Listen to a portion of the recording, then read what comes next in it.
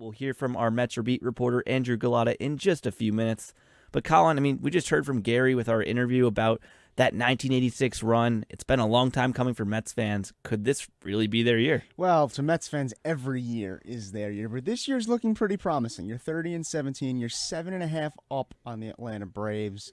All things considered, this season has been quite the treat. Because heading into it, you had high expectations, and then you dealt with some injuries early, and I mean early on, even before we had about as early as it day. gets. Yeah, we find out DeGrom's not going to be there. Scherzer eventually does get injured. They're dealing with that now, but right off the bat, you're dealing with the sourness of not having your former Cy Young Award winner with you. It kind of dampens the mood, kind of makes you think, is this really going to be the year, or is it just going to be another edition of the Mets fumble it somehow? And really, they've blown me away because it's not like they're winning games by the skin of their teeth. They're winning games decisively and in fashion that is postseason worthy. Last night was a big example of that for me. They beat the Phils 8-6. Really, it was Pete Alonso night in Queens. The guy had a 2-for-2 night, 4 RBIs and a home run.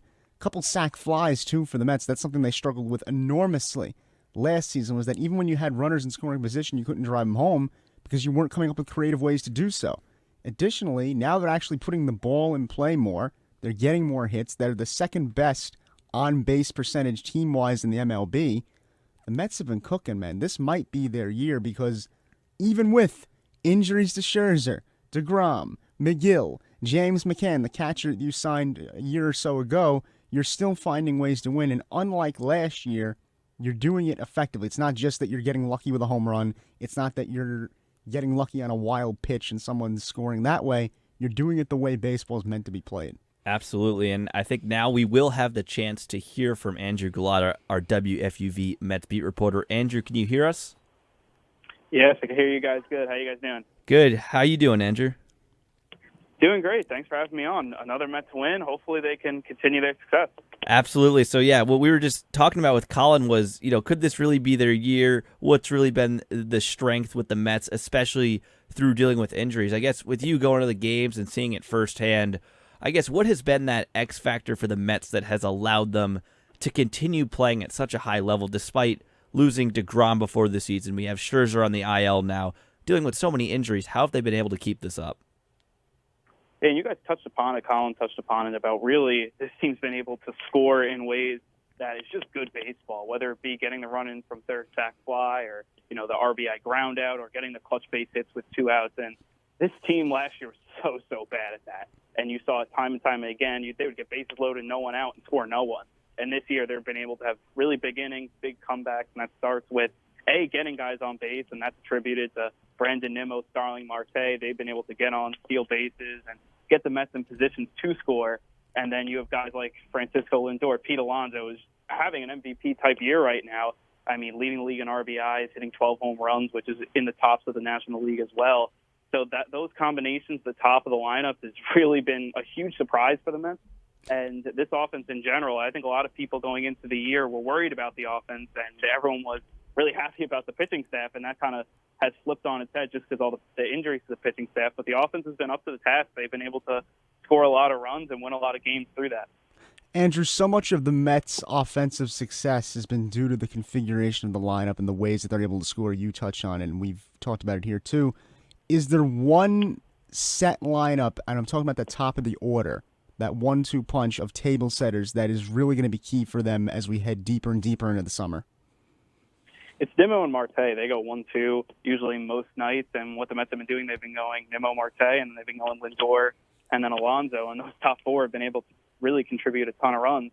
And then at the bottom of the lineup, you have a guy like McNeil who's hitting 325, 330, and is really in contention for a batting title along with Mark Canha, who they signed as well. And it's been those guys right now. And for that lineup to start up on top and, you're able to get production at the top, that's always great. But then at the bottom of the lineup, you've been able to have nice turnover and you're getting guys on base, when you get through that 8 and 9 spot for them. So that's really been the success of the lineup. And, they're continuing to score. And for me, my thing is when the weather continues to get hot and the ball starts flying a little bit, I think you'll see more home runs besides guys like Pete Alonso or Lindor. I think you'll see the ball start to fly a little bit more from the rest of their bats as well. Yeah, I mean, to have a guy like McNeil hitting, I think, 319 now, so deep in your lineup. Usually you have those guys in your top four, and then that bottom half tends to struggle. For the Mets, they have, to your point, McNeil and Canna down at the 6 and 7 spots usually. And that's a weapon that they utilize. But I think a part of the Mets that they've maybe struggled with hasn't necessarily been their starting pitching. Yeah, they've been hurt, but when they're healthy, they're great. It's been the relief pitching. So I guess from your perspective, should the Mets make a move at the deadline? Like, what do the Mets need to do to really solidify their relief pitching staff in order to get to that closer spot? It's those 7-8 inning spots right there that's kind of their that's their Achilles heel.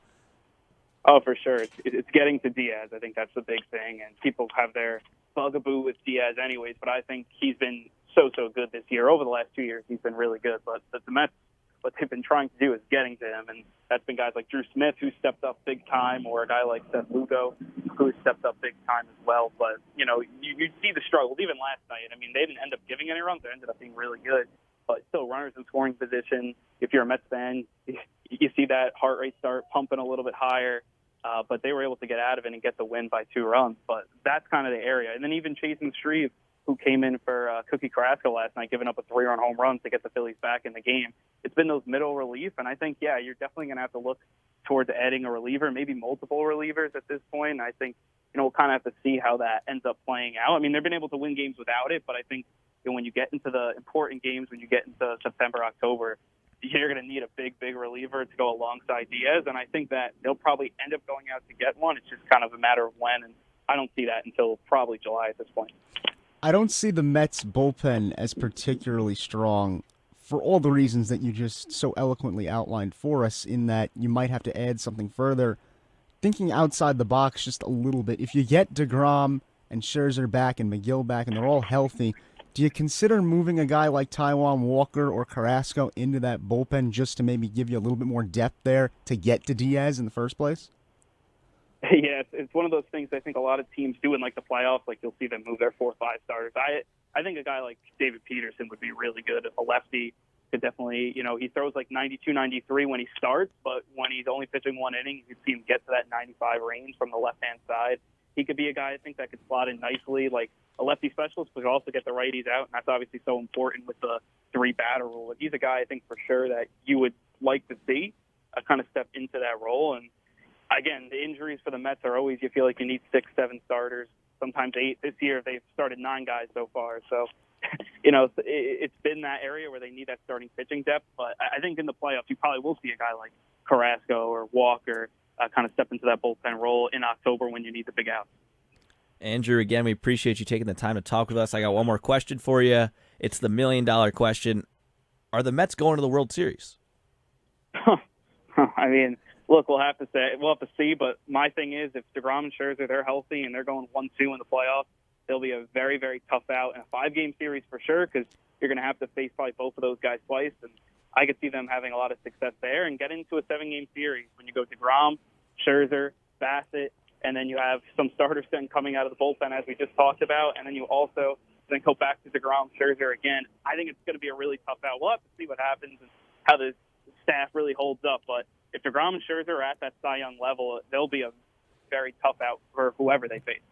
Absolutely. It's going to be one hell of a season for the Mets. Andrew, thanks for taking the time to talk with us. That's our WFUV Sports Mets beat reporter, Andrew Gullotta.